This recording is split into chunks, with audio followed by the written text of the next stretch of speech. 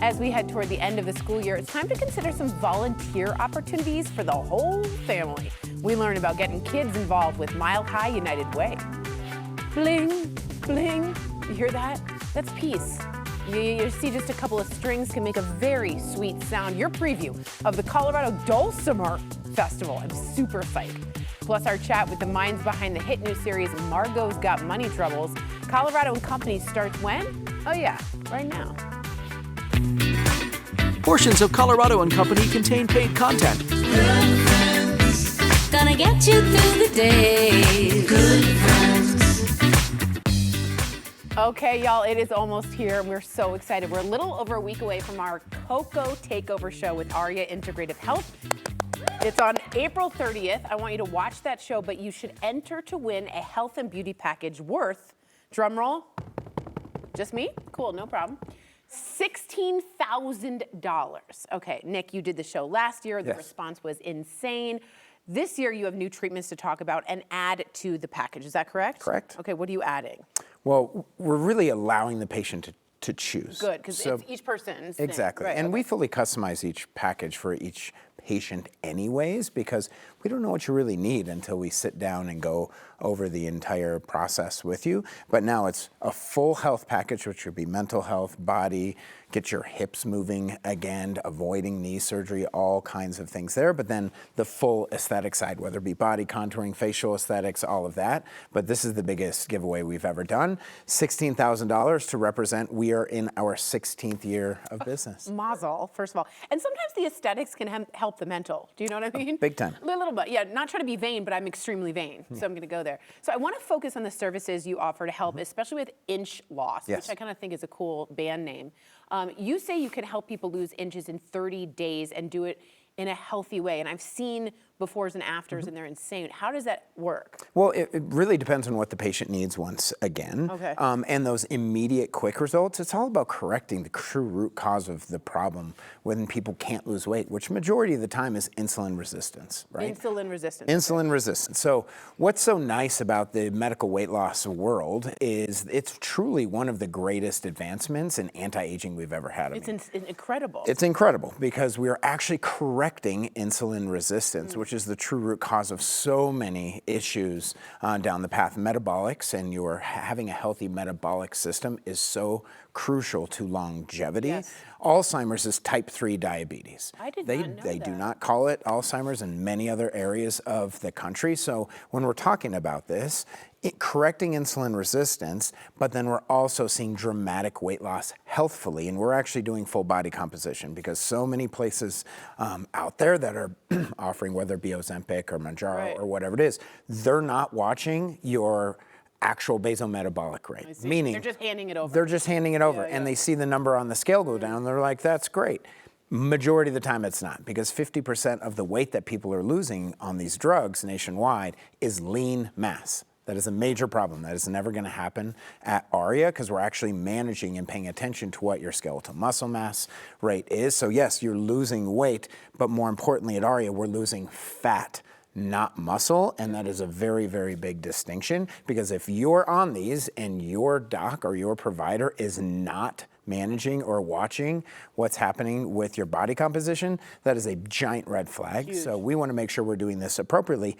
And the addition of technology is really big into this because we can also permanently destroy and spot target areas that even when you've been at your goal weight, you just have an area that drives you nuts. Oh my gosh. Now we can permanently destroy it all at the same time. I kind of picture like Darth Vader, like Jedi wands, like because for instance, like the midsection, it's a problem. And it's not just for women, it can happen to men too. You know, dad bod, okay. But a lot of us feel we spend so much time at the gym and we cannot get it to go down. Even if maybe it's hormonal, like perimenopausal situations I'm learning about. What do you have to help with that, like specific poochie poo? Yeah, so You have to say poochie poo. I'm good, I'm not gonna say that. But we actually want to get to the root and treat each patient, right? Yeah. So if you're a postmenopausal woman and you have that postmenopausal pouch, say it. right? Yeah. It is, I'm not gonna say it, it's okay.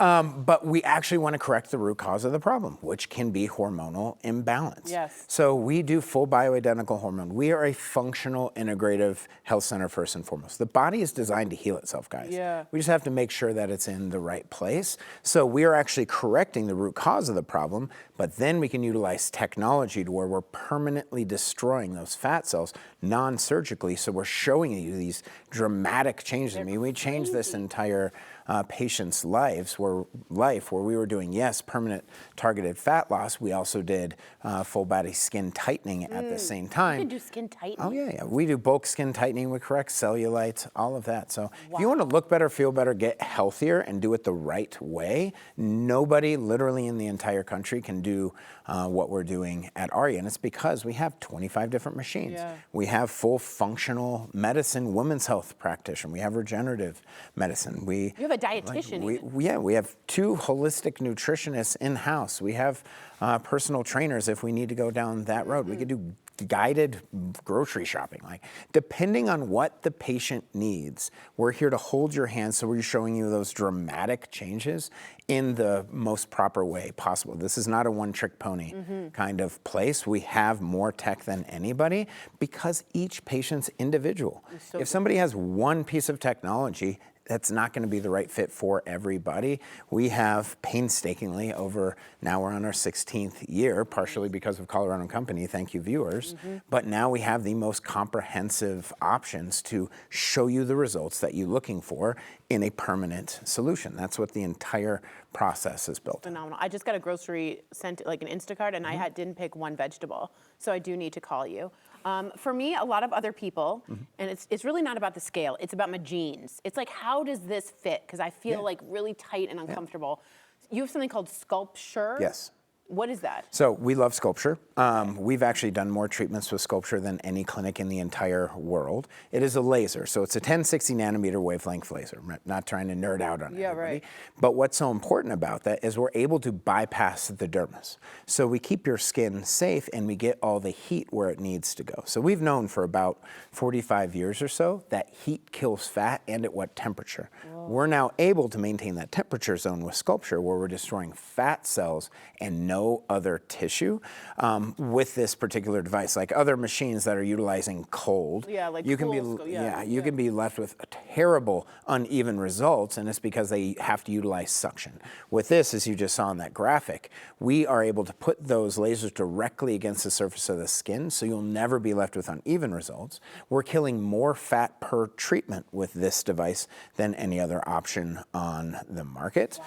So we're truly able to sculpt a person's body non-surgically so they see those permanent changes. So let's say we need to jump down the functional path. Cool, we can do that. But a lot of times people are happy with where they are in their weight. They just have the problem areas. That's where Sculpture comes in. So if it's soft and squishy and it drives you nuts, we can permanently destroy it with Sculpture. But like what you were saying earlier, if it's a man and they have that hard stomach, distended. that's visceral fat. And we have the only option in the world that can permanently destroy visceral fat. We should call you Michelangelo, huh? Oh. Sculpture. I like it. No one laughed. That's fine. Everybody call Nick and his team at ARIA Integrative Health. It's really unbelievable. Ask about supervised medical weight loss and ways to maintain your goal weight without losing the muscle, the tone. You can tighten and you can reduce. So call now for a free consultation, 303-953-2899. You can also see more online at ariaintegrativehealth.com. Thank you, Nick. Do not forget the ARIA special happening right now. It's unheard of. It's on Coco, Thursday, April 30th. Again, you could win a beauty and health package worth 16,000 big ones, y'all. See more online at ariaintegrativehealth.com. They sponsored today's segment. Peter Pan syndrome. Let's just say what it is. It's man-child syndrome, to be honest. It's a thing in dating, and it's a yikes. It's a yikes. Later, Dr. Viviana tells us what this is and how to recognize it so you can run the other direction. All right, I want to get into this. I'm so excited. Project Angel Heart is an amazing nonprofit, and if you haven't heard of it, it delivers meals to those in need with consideration to specific dietary restrictions. And dining out for life is one of the best and, let's be honest, tastiest ways to support Project Angel Heart. With more, we have President and CEO of Project Angel Heart, Marty Mackey. Hello. Hi. Thank you for being. Thanks for being a huge, the president of this amazing organization, and the owners of Boombots Pasta Shop, Cliff and Kara Blovelt. Did I say it right? Blovelt. Blavelt. Dang it, I was close. And thank you, by the way, all I hear about on my Instagram is your restaurant. Great. It's everywhere. Good. I can't get in.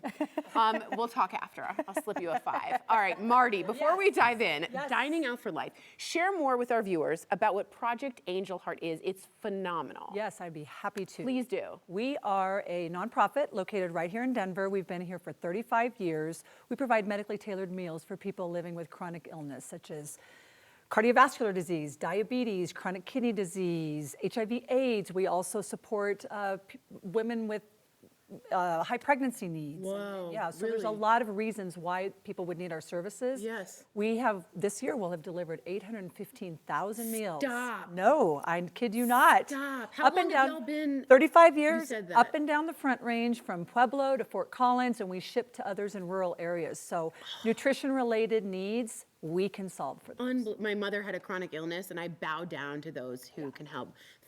Amazing project, amazing. Marty, Dining Out for Life, it's this big fundraiser for you, and it does 2 very important things. It nourishes your relationship with these guys, the restaurant community, right? Which is huge in Denver, very big. Yeah. Plus, it gives people the chance to support your cause by just eating. And I It's can very do that simple. well. I can do that Yeah, well. yeah. How does that work? Tell me. Super simple. On Thursday of this week, you can go for breakfast, lunch, happy hour, dinner, and in one of our participating restaurants, and they will donate back 25% of No way. their day's bill. Yeah.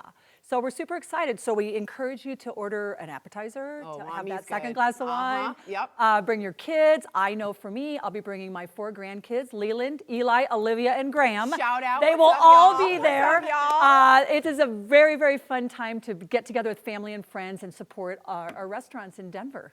And you know you're going to a good cause. Absolutely. That's where I'm like, let's go to happy hour. That's again. right. It's a double Breakfast, happy lunch, happy hour, and dinner. I can do that. Yeah, You don't want to know. yeah. That's when then I go to Nick and take care of it. Cliff and Kara, you have 2 restaurants. Oh, do. God, you guys have the best restaurants. ODB's, which is also hard to get in, and Boombots, which is just huge, both of which, of course, are phenomenal. You were avid supporters of Project Angel Heart. What about their mission resonates with y'all? You know, for me, food is nourishment. And Yeah, so right.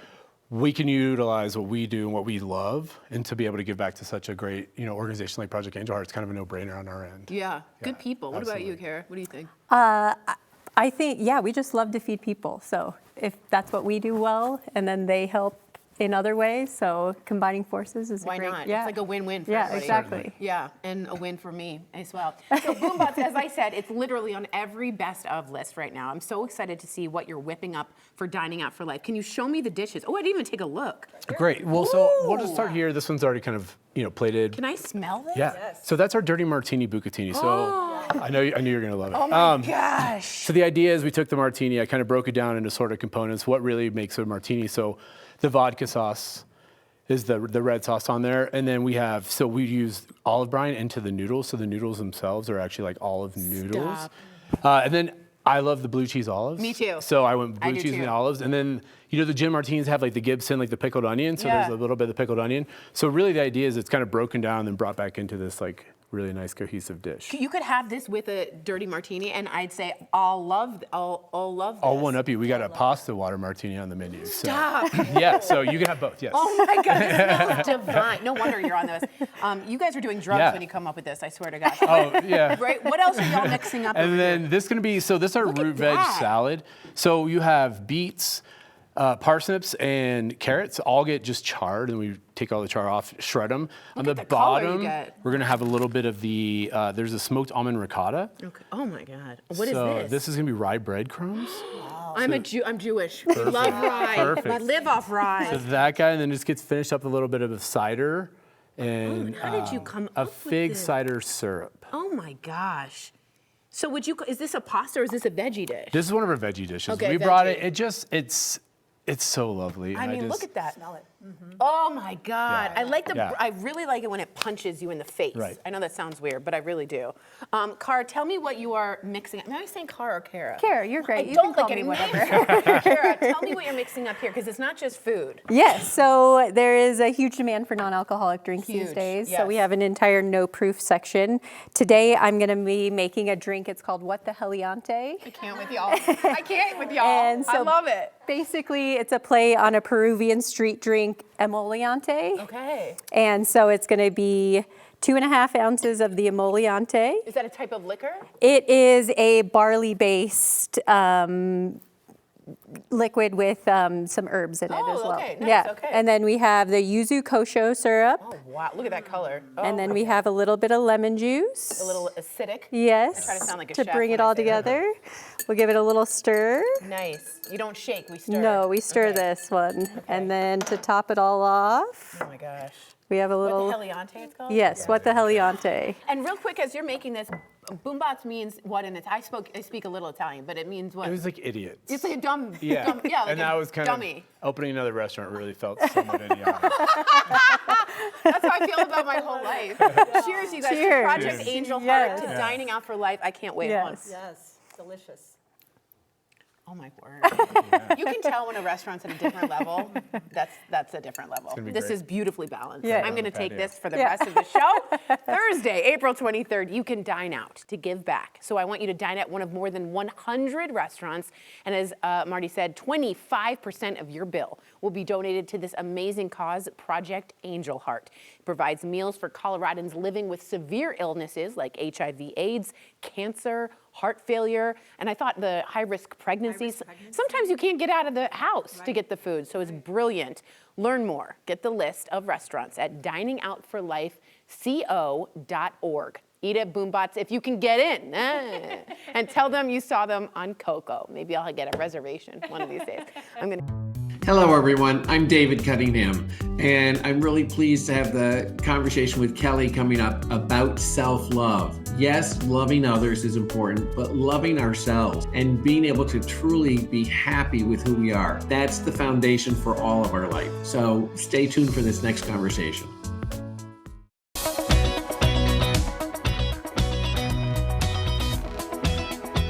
All right, we hear the phrase self-love a lot, but what does it really mean? So transformational coach and author David Cunningham helps us define it. David, I am so excited to be talking to you. I feel like self-love is a very broad term, so can you define it for us? I think the best way to define self-love is what's there naturally when in the absence of self-judgment, self-resentment, self-criticism, or fear. So it's what's there naturally when none of that other stuff is there. That's what I was just about to ask. So does self-love happen involuntarily, or is it something that we need to work on? Well, it takes housekeeping, because what's always happening just automatically is the brain is generating thoughts and emotions all the time that we have no say about. And the brain is of human beings is constantly generating usually judgments about things. We judge the weather, we judge service in restaurants, and we certainly judge ourselves. So what it takes is the housekeeping of setting those aside, cleaning those out of the space. And when we clean those out of the space, then what's there naturally is our love. Okay, yeah, let's talk a little bit more about that, getting stuck in that pattern of self-criticism and comparing ourselves to others. How exactly do we get out of that trap? Well, it's important to get that none of it's true. None of it. None of it. It's never true. So that there's a difference between something that happens, or there's a difference between a thing and everything that we say about the thing. So there's weather, and then there's everything we say about the weather. And what we say about the weather isn't true, whether it's good weather or bad weather. It's our judgment about the weather. But the weather is simply the weather, and we are simply ourselves. Nothing we say about ourselves is true. So it's important to get that none of it's true, so we don't have to debate it. Oh, I love that. That's a great tip. Okay, Talk to me a little more about the positive power of self-talk within ourselves. The most important kind of positive self-talk is to talk about what we say our life is for, what we are here for, what we're having our life be about. So we can, when we create something powerful for ourselves, like I'm here to love people, or I'm here to contribute in some way, or I'm here to offer music to the world, whatever somebody might say, when they create a positive statement about what their life is about and what they're having their life be for, that's the most positive self-talk we can do. That is beautiful. What is your purpose? What are you here for? Oh, I love that too. Okay. What is one thing, David, that you hope our viewers take away from this interview? That when we're the happiest is when we love who we're being. There's ways of being. We could be generous. We can be stingy. We can be tender. We can be cold. We can be respectful. We can be disrespectful. When we love ourselves and when we love living our lives is when we love who we're being, which is the good thing is that's the one thing we have total say about. You and I don't have a say about our thoughts. We don't have a say about our emotions. Those come and go. But we do have a say about our way of being. So we have access to our way of being. And when we love who we're being, we love ourselves and love our lives. So that's what there is to pay attention to. That is beautiful. I always love talking to you, David. Thank you so much for taking the time to speak with us again today. Wonderful. Thank you so much. You can get a copy of David's book, Your Love Does Matter, on Amazon. You can also connect with David online at yourlovedoesmatter.com. A festival dedicated to an instrument that is all about the sweet, sweet tunes. Learn more about the dulcimer. I cannot wait for this. Coming up next.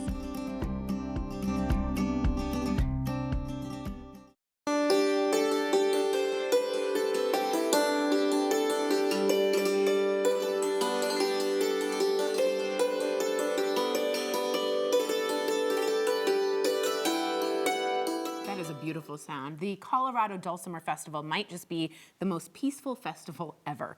Dulcimer performers Tina and Robert are back in the Coco Studios. Hello, you two. Hey. Hello, with a little preview for us. Tina, for someone who hasn't been to the Dulcimer Festival, what can they expect?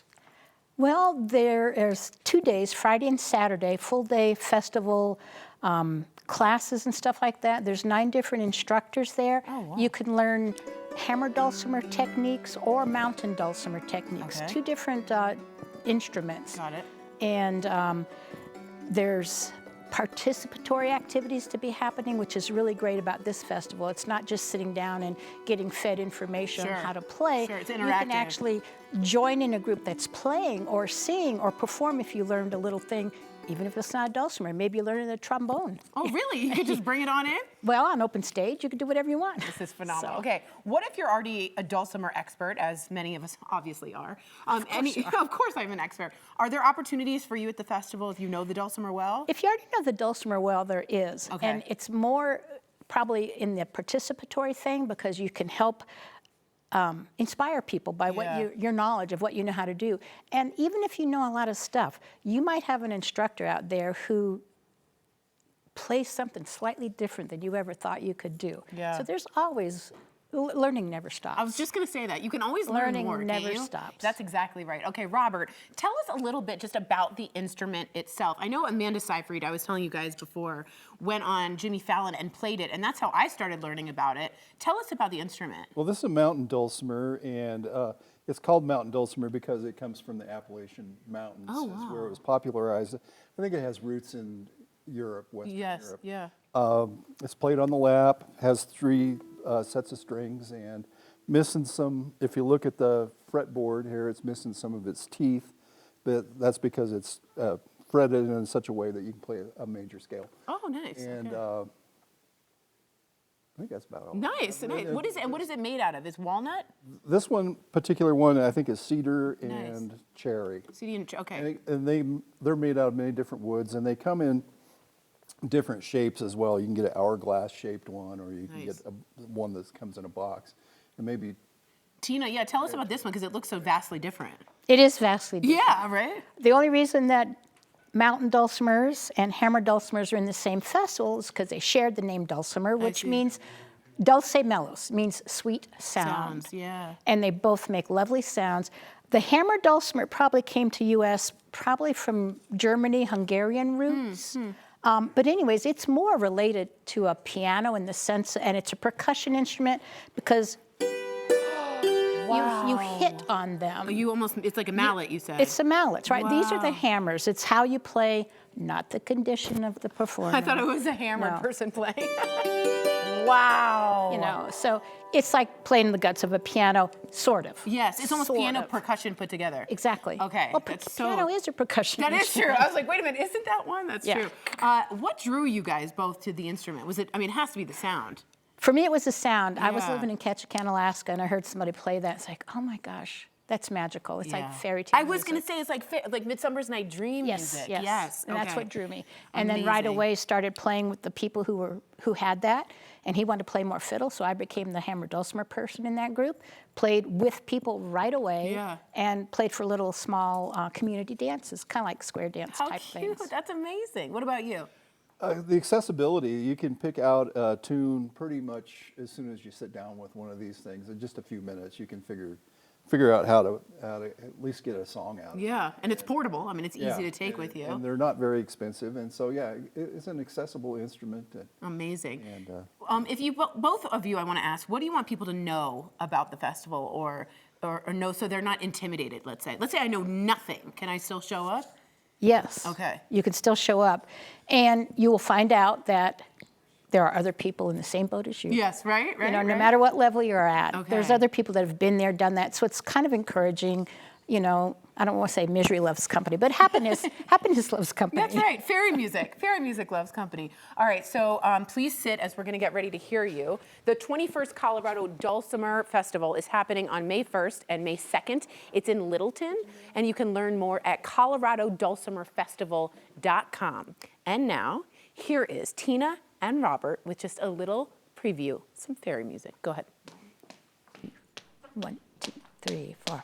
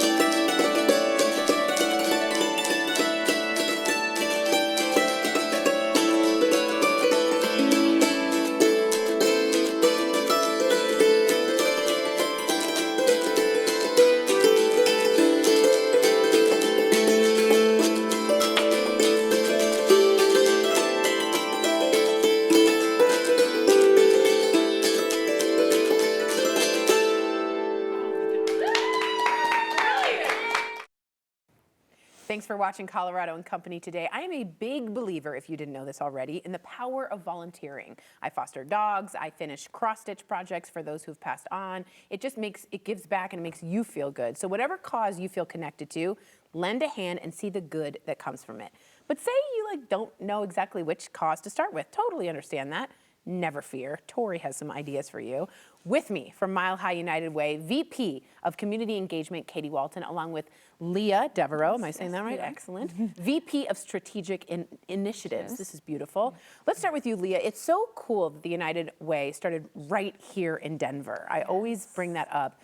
What do you want to share about the organization? Yeah, just a quick overview. And like you said, first one ever. 138 years, like very excited about that. But yeah, so it's just a brief overview. We focus on the family and we focus on wraparound services. So anything from basic needs to affordable housing, early childhood education, and now food security. Which is huge right now. So huge right now. And we're so excited to kind of move forward in that direction as well. But really wraparound services for the family is the key takeaway for United Way. Okay. But that's amazing that it's not just one thing, it's a whole thing. So many things. Katie, April's a really special time for you. It's all about volunteering and That's a huge deal. How important are volunteers in what you do? I assume everything, right? Absolutely. Volunteers are pivotal for everything that we do at Mile High United Way, from packing holiday bags and sorting toys over the holidays, to sorting backpacks, to doing taxes for our community members, and even building furniture for people's very first home. Volunteers are such an important part and help us accomplish so much more than what we could do alone as a staff. Yeah, and I feel like the volunteers would find friends within each other. Absolutely. I need friends, so that's good. I can do that. The Family Impact Project is great for people who want to get their whole family involved. I think this is so good to do, volunteering, start them young. What is that project all about? Yeah, so we heard a couple years ago that families really wanted to get their kids involved and teach their kids what it means to be a part of a community, what it means to give back. Which they should, yeah. Totally, important conversations to have. And so we launched this to help create that experience. Leah, do you want to share a little bit about your experience? So smart to do this. Absolutely, and I have little ones as well, so I think this one hit home. Like, we have so many opportunities where you can get involved with your family, but this was very intentional. We got so much interest that we're like, we're gonna do this. And it's not just volunteering, like we come up with really great opportunities and projects, but when you're there, we have our staff members kind of sit with the family and ask, hey, like, what are you guys interested in, even the little ones? And then they kind of have this family discussion. What's our family philanthropy look like? Wow. And so I thought that was a really cool touch where we're like, now we're actually getting to the meat of like, what are the needs in the community? What do you want to focus on as a family? And so that's why I love it so much, because it really gets them involved at a young age, like you said. Yeah, and I hadn't thought about, like, you know, we talk about like, what does your family beliefs look like, your religion and all that, but what does your volunteering philosophy look like? That's so interesting. I love that. Share more about how to get started. Let's say the family, you're watching right now and you're like, I want to do this. How do they, is it a website? Yes, yes. Our website has everything. And really it's like, for the rest of the year, we have all of these things planned, and you can sign up, you can do a drive, you can do all sorts of things to kind of give back. And that's kind of what it is, right? You kind of go in and figure out, what do we want to do as a family? But right now, the big focus is our Women United Village, which is coming in May. Oh, wow. And so I'll have Katie talk a little bit more about how to get involved. But again, our website's the ticket. Get there. It's easy to navigate and all that? Right. Okay, but I'll have you share a little more. Yeah, so we all know that little ones are a lot of effort. They take a lot of hands, and they also are really expensive. So a couple of years ago, our Women United members came together and said, let's have an event that creates community and supports those families.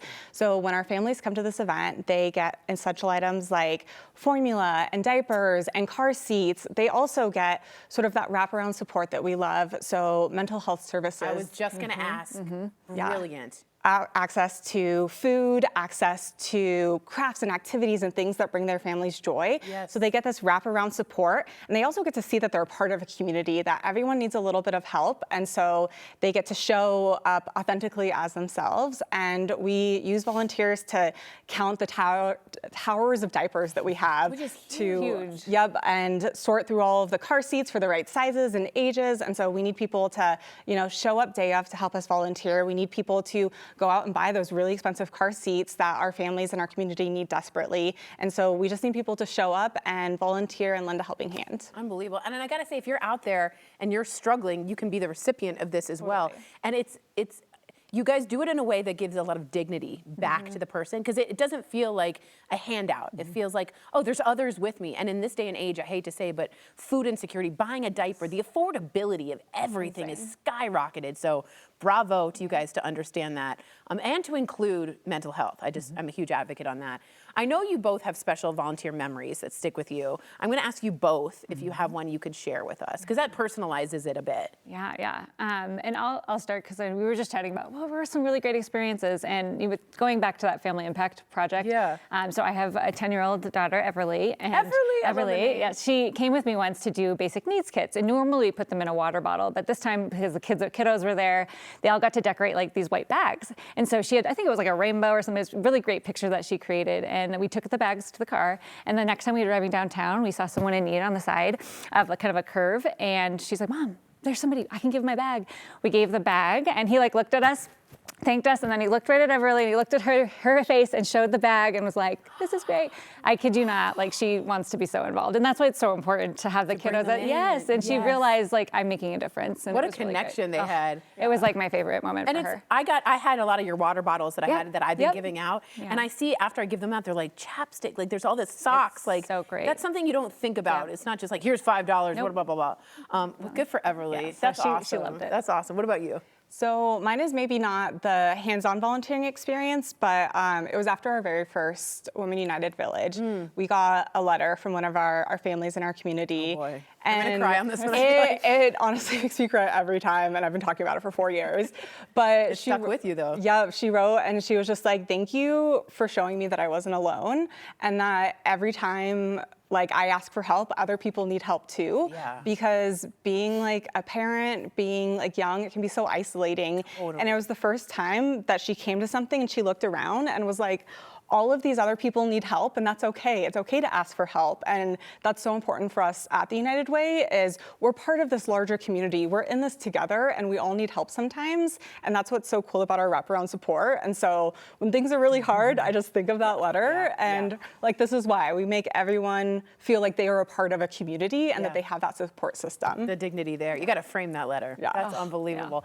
Live United support, Live United support the work of Mile High United Way and find some time to volunteer, to learn more, donate, or to find a volunteer opportunity. As they said, go to unitedwaydenver.org, or you can just dial 211. Thank you both for just being angels here. And say hi to Everly. Wonderful job. It is the latest book that's being turned into a series. In about 2 minutes, we chat with the brains behind Margo's Got Money Troubles. Stay with us. And congratulations. A ton of books are being made into movies and series, and I am here for it. And the latest one is Margo's Got Money Trouble. Producer Colleen chatted it up with author Rufy and executive producer Eva. Take a look. He has a way of really making you feel the books, feel the characters. That's it. There's nothing really more to tell. That isn't true, is it? Oh my God. Rufy, take me back. What was it like writing this book and what inspired it? Well, I was writing it in the pandemic, overseeing Zoom kindergarten, and really I had this idea of this mother sex worker character. I didn't know if it would be possible, if I could get people to root for her. You know, we love to judge mothers. We love to put mothers on a pedestal. And then I just kind of happened to get obsessed with pro wrestling at the same time. And so those elements coming together, that's when I knew that I really had a novel. I mean, it's a natural combination. So yeah, but when you were writing it, did you think it was going to be turned into a series when you were writing it? How could I think that? No, never in a million years. First of all, it's every writer's dream to even have something adapted. And then it's like, oh, it's going to be by genius David E. Kelley. And then, oh, guess what? This insane cast is going to play all the characters. It's been like an absolutely surreal journey for me. And congratulations, because it's awesome. No, thank you. Thank you. Yeah, Eva, that brings me to you. When you were reading the book, what made you want to help get this evolved into a series and turn it into a series? Yeah, I mean, I feel like this story that Rufy wrote is about something that I just haven't seen a lot. Basically, I feel like everything on TV right now is about people with a lot of wealth. It's a lot of wealth fantasy. And, you know, the characters in Rufy's book and Margo are people who don't have all the resources. They're limited in what they immediately can access, and they have these real life problems. But they are able to kind of use their own ingenuity and their own their scrappiness and also each other to really figure out a way to live a life that's not just survival, but it's actually really fun and interesting and creative. And so I felt like that was something that I don't feel like that story is being told as much right now. And I just loved all the characters so much. You know, her father, Jenks the wrestler, her roommate, Susie, the cosplayer, her mom, Cheyenne, the Hooters waitress, like everyone's coming from a really interesting angle, from a real life angle. And they're all just making it work. Yeah, there's an optimism, I think, to the world of it. How'd you sleep? Like a baby. Speaking of which, I still cannot believe. Look at this tiny human. He just cries nonstop with Mom. How is she, Cheyenne? She's good. She just got new and improved implants. That brings me to the casting. Tell me more about that. This is star-studded. How did this all come together? Well, Elle was the one who originally wanted to adapt the book. She came first. She read the audiobook. Elle Fanning. And then Michelle Pfeiffer obviously came on because she's married to David E. Kelley. They'd never done a project together in 30 years. So this was an opportunity for her to finally be on one of his shows. And she really, really was excited to do it. And she was amazing to work with. Nick was somebody who we all thought of immediately when we were thinking of who to cast as Jinx. And he just really wanted to just take on a part like this. He trained for 7 months. He learned wrestling. He did his own stunts. And it was just a huge challenge that he's been waiting for this forever to do something this physical. Yeah, and Nicole Kidman, she just wanted to wrestle too. She wanted to kick Nick Offerman in the chest, and we said she could do that if she wanted. Well, there you go. I mean, what more could you want? But I'm going to pose this last question to both of you. What are you hoping viewers take away from watching this series? I think so much of the book and also the show is sort of this examination of the actual mechanics of female empowerment. And you watch Margo go from sort of like passively trying to guess what her life is supposed to be like to taking full ownership of all of her decisions and figuring out what she wants and going and getting it for herself. And so I hope that viewers feel similarly empowered in their own lives after watching it. And I also feel like the book and the show are just very unjudgmental of the characters, because Margo herself really loves everyone and doesn't look down on people for their choices. Everyone's very supportive, even if they don't agree with people's decisions. And I feel like that's something to just aspire to. I aspire to that in my own life. I hope people love that about the show. Amazing. Thank you both for your time. We appreciate it. Thank you so much. Oh my God. Is everything okay? We need a moment. What are you thinking? New episodes of Margo's Got Money Troubles are on Wednesdays on Apple TV. Now, they often aren't invited into our homes, but they show up anyway. I'm talking about pests and how to give them the boot. That's coming up next. So all of this weird warmer than usual weather isn't just affecting us humans. It has an impact on creatures big and small, which means a big potential for pest problems. Y'all might have heard about this that's coming up this summer.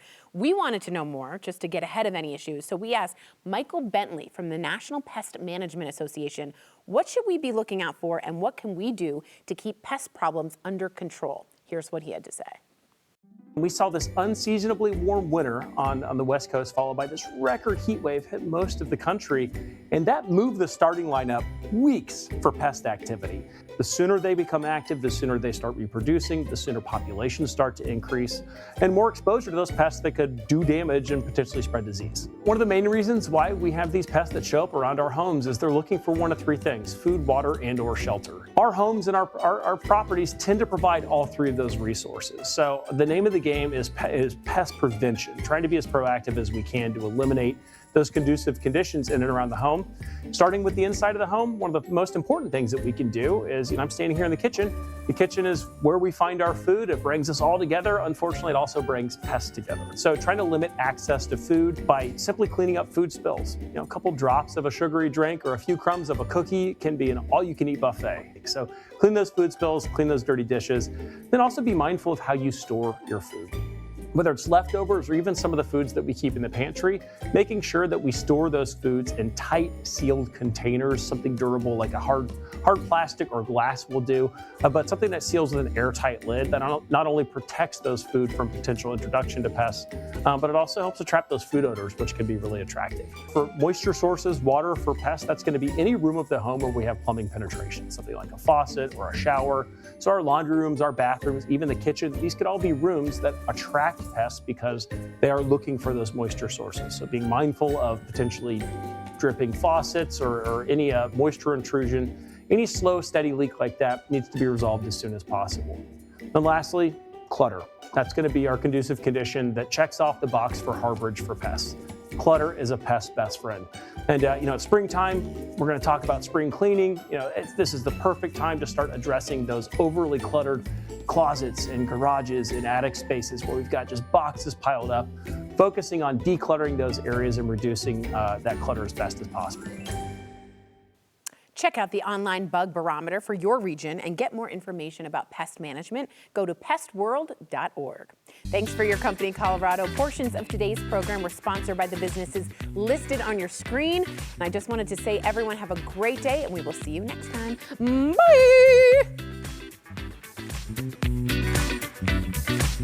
Bye!